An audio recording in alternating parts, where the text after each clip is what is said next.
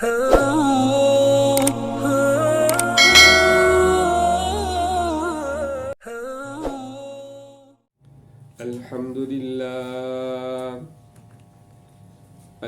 لله رب العالمين، والصلاة والسلام على سيد الرسل وخاتم الأنبياء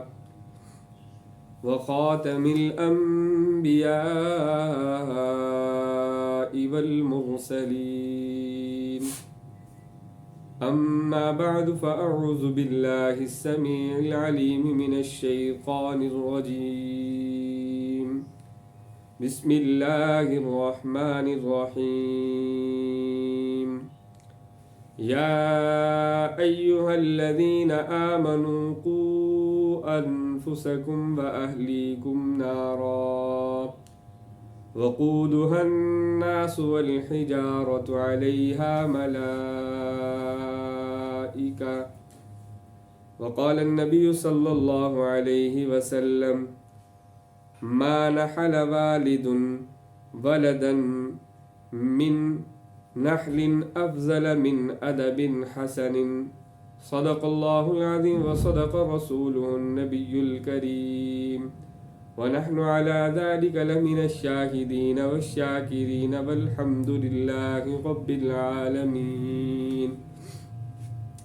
اللهم صل على سيدنا ومولانا محمد وبارك وسلم وصل عليه.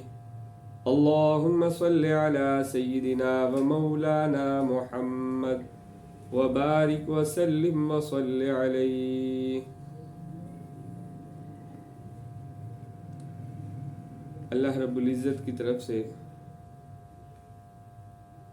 اولاد کا مل جانا یہ بہت بڑی نعمت ہے۔ اللہ رب العزت نے ویسے تو انسان پر بے شمار انعامات کیے، لیکن اللہ رب العزت جب اس انسان کی نسل کے اندر افزائش اور بڑھوتری فرماتے ہیں، یہ اس کی نعمتوں میں سے بہت بڑی نعمت ہے۔ تو ان نعمتوں میں سے جب کوئی نعمت ملتی ہے تو اس کا پھر انسان پر کچھ حقوق لازم آتے ہیں کہ ان حقوق کے تحت اس نعمت کو استعمال کیا جائے۔ قرآن مجید کے اندر جہاں اللہ رب العزت نے بچوں کو یہ کہا کہ اپنے والدین کا احترام اور اکرام کریں، وہیں والدین پر یہ چیز بھی لازم ہے کہ وہ اپنی اولاد کی صحیح معنوں میں تربیت کرے۔ تربیت دو طرح سے ہے، ایک ظاہری تربیت، ایک باطنی تربیت۔ ظاہری تربیت تو یہ کہ انسان اپنی اولاد کے بود و باش، نشست و برخاست، رہن سہن اور چال چلن کو اپنی نظر کے اندر رکھے اور اس ساری کیفیات کو آقا مدنی صلی اللہ علیہ وسلم کے بتلائی ہوئی تعلیمات کے مطابق بنائے۔ ایک ایمان والے پر یہ لازم ہے۔ اور باطنی تربیت یہ کہ اس کے عقائد کو درست کرے، اس کے من کے اندر کوئی ایسا خبث نہ پایا جائے جس خبث کی بنا پر کل محشر کے میدان کے اندر اس کی بخشش نہ ہو سکے۔ آپ علیہ الصلوۃ والسلام کو اللہ رب العزت نے اولاد سے سرفراز فرمایا۔ آپ کی 4 بیٹیاں تھیں۔ حضرت بی بی فاطمہ رضی اللہ تعالی عنہا کے ہاں حسن و حسین کی ولادت ہوئی۔ اللہ رب العزت کے اس لاڈلے نبی نے بچپن سے لے کر شادی کرنے تک سارے وہ سلسلے جو ایک باپ پر لازم ہوتے ہیں، آپ علیہ الصلوۃ والسلام نے وہ حقوق بتلائے ہیں۔ حدیث پاک کے اندر آیا، آپ علیہ الصلوۃ والسلام نے ارشاد فرمایا کہ اولاد کی اچھی تربیت کرنا یہ اس کو بڑے سے بڑا گفٹ دینے سے، بڑی سے بڑی اس کو جائیداد دینے سے بہتر ہے۔ جیسے میں نے حدیث تلاوت کی، ترمذی شریف کی روایت ہے کہ ایک والد اپنی اولاد کو اچھے ادب سے زیادہ کوئی بھی قیمتی چیز گفٹ نہیں کر سکتا۔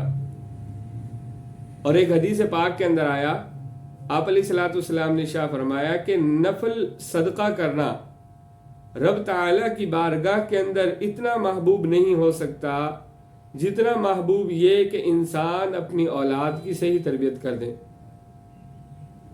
آپ علیہ الصلوۃ والسلام نے فرمایا کہ تربیت کب سے شروع ہوتی ہے؟ تربیت جیسے ہی بچہ پیدا ہوتا ہے اسی وقت سے ایک باپ پر چند چیزیں لازم ہو جاتی ہیں۔ آپ نے فرمایا علموا اولادکم الادب، کہ اپنی اولاد کو ادب سکھاؤ، واحسنوا اسماءکم، اور ان کے اچھے اچھے نام رکھو، کیونکہ محشر کے میدان کے اندر وہ اپنے آباء و اجداد کے نام کے ساتھ پکارے جائیں گے۔ تو اچھا نام رکھنا یہ سب سے پہلا فریضہ بنتا ہے والدین کے اوپر۔ اور آپ علیہ الصلوۃ والسلام کی بیٹی فاطمہ رضی اللہ تعالی عنہ کے ہاں جب حضرت حسن رضی اللہ تعالیٰ عنہ کی پیدائش ہوئی، محبوب علیہ السلام تشریف لائے۔ آپ علیہ الصلوۃ والسلام تشریف لا کر پوچھا نام کیا رکھا ہے؟ تو فرمایا کہ اس کا نام علی رضی اللہ تعالیٰ عنہ نے حرب رکھا۔ آپ علیہ الصلوۃ والسلام نے فرمایا حرب عربی زبان میں جنگ کو کہتے ہیں۔ فرمایا میرا بیٹا حرب نہیں، میرا بیٹا حسن ہے۔ پھر جب دوسرے بیٹے حسین کی پیدائش ہوئی پھر سوال کیا۔ علی رضی اللہ تعالیٰ نے اپنے مزاج کے مطابق وہی نام پسند کیا۔ آپ علیہ السلام نے فرمایا نہیں، اس کا نام حسین ہے۔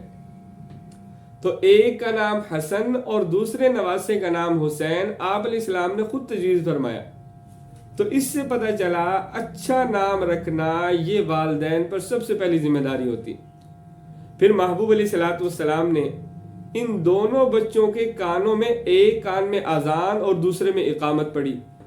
یہ بھی سب سے دوسرا حقوق یہ ماں باپ پر متوجہ ہوا کہ ایک ایمان والے کے ہاں جب بچے یا بچی کی پیدائش ہو تو اس کے کانوں میں اذان اور اقامت پڑھی جائے۔ پھر محبوب علیہ الصلوۃ والسلام نے پہلی جو خوراک جسے ہماری زبان میں گھٹی کہا جاتا ہے، خود تحنیک اس کو عربی زبان میں کہتے ہیں، آپ علیہ الصلوۃ والسلام نے کھجور یا کوئی شیرینی چیز چبا کر اپنے نواسوں کو خود پہلی خوراک کھلائی۔ تو یہ بھی ایک ایمان والے پر مسنون عمل ہے، سنت عمل ہے کہ کسی نیک بندے اچھے انسان سے پہلی خوراک جو ہے اس کا جھوٹا جو ہے وہ اپنی اولاد کے منہ میں جو ہے وہ جائے، تاکہ آنے والی زندگی کے اندر اس کے نیک ثمرات ہوں۔ اسی طرح محبوب علیہ الصلوۃ والسلام نے 7ویں دن عقیقہ کرنے کے بارے میں فرمایا۔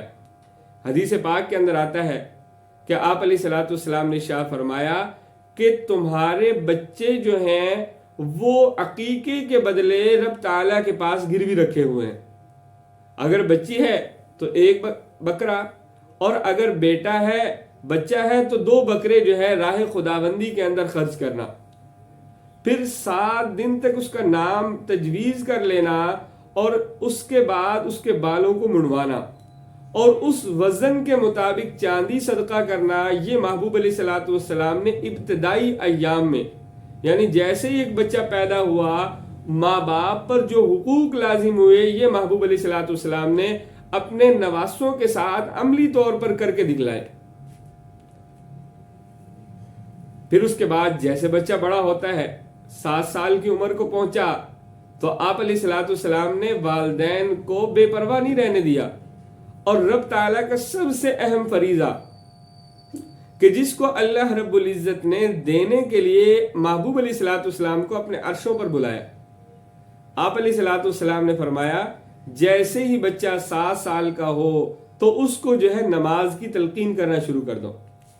پھر 9 سال تک پہنچے تو آپ علیہ الصلوۃ والسلام رحمت کائنات فرما رہے وَضْرِبُوهُ، اس کو مارو، اس کو مار کر جو ہے رب تعالیٰ کی بارگاہ کے اندر جھکاؤ۔ یہ 9 سال میں آپ علیہ الصلوۃ والسلام نے اتنی شدت کیوں اختیار فرمائی؟ کیونکہ احادیث میں آتا ہے جب بھی ایمان والوں کا بچہ بولنا شروع کرے تو سب سے پہلے کلمات اس کو لفظ اللہ یاد کروایا جائے اور کلمہ طیبہ اس کو یاد کروایا جائے، تاکہ پہلے ہی دن اس کے شعور میں یہ بات چلی جائے کہ میں کسی کا پیدا کردہ ہوں، کسی کا غلام ہوں، اور وہ مالک کائنات جو ہے اس کے کچھ حکم ہوں گے جن کو میں نے آنے والی زندگی میں پورا کرنا ہے۔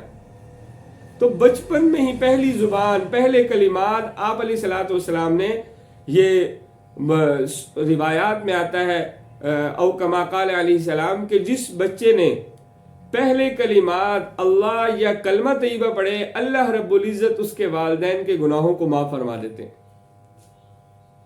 تو اسی طرح 7 سال 9 سال کی عمر میں اس کو نماز کی طرف متوجہ کریں.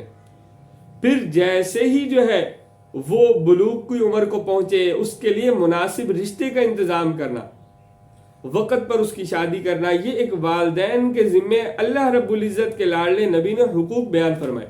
یہ تو تھا ظاہری تربیت. باطنی تربیت کیا کہ اس کے عقائد کی طرف توجہ کی جائے، اس کو یہ بتلایا جائے کہ ہمیں کائنات کے اندر بھیجنے والی ایک شخصیت ہے جس شخصیت نے ہم سے جو مانگا ہے وہ عبادت مانگی ہے. اس کا مطلوب اور مقصود یہ ہے کہ بندے اس کی عبادت کریں. دنیا کے اندر آ کر انسان مادے کی طرف بھاگتا ہے، تو اس مادے کی دوڑ کے اندر وہ اتنا مست نہ ہو جائے کہ اس کو اپنا خالق اور اپنا مالک ہی بھول جائے. تو سب سے پہلی چیز اس کے دماغ کے اندر مادے کی محبت کو ختم کرنا اور اللہ رب العزت کی محبت کو اس کے اندر پیدا کرنا، یہ والدین کے ذمہ لازم ہے. یہ سب سے پہلے، یعنی اس کے اندر توحید کو رچا دینا، بسا دینا.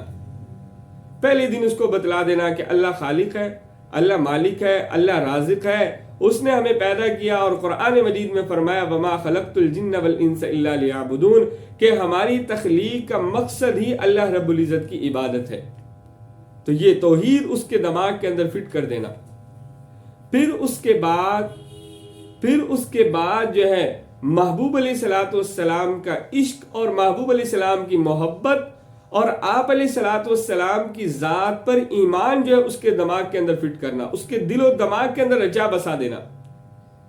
آپ علیہ الصلوۃ والسلام سے کتنا عشق اپنی اولاد کی طرف منتقل کیا جائے، کتنی محبت آپ علیہ الصلوۃ والسلام کی جو ہے اپنی اولاد کے اندر جو ہے وہ بھری جائے. رب تعالیٰ کا نبی آقا مدنی صلی اللہ علیہ وسلم فرماتے ہیں کہ لا یؤمن احدکم حتی اکون احب الیہ من والدہ وولدہ والناس اجمعین، کہ ہر چیز سے زیادہ جو ہے اپنے اندر بھی محبت ہو رسول اللہ صلی اللہ علیہ وسلم کی اور اپنی اولاد میں بھی محبت ہو. اور ایک مرتبہ عمر رضی اللہ تعالیٰ عنہ محبوب علیہ السلام کے پاس تشریف لائے اور عرض کہ یا رسول اللہ وسلم میرے دل میں سب سے زیادہ آپ کی محبت ہے، لیکن اس محبت سے پہلے میں اپنے نفس کو عزیز رکھتا ہوں. آپ علیہ السلام نے فرمایا عمر ابھی آپ کا ایمان کامل نہیں ہوا. فرمایا یا رسول اللہ وسلم میں اپنے نفس سے بھی زیادہ آپ کو عزیز رکھتا ہوں. فرمایا الان یا عمر، اب اے عمر تمہارا ایمان کامل ہوا.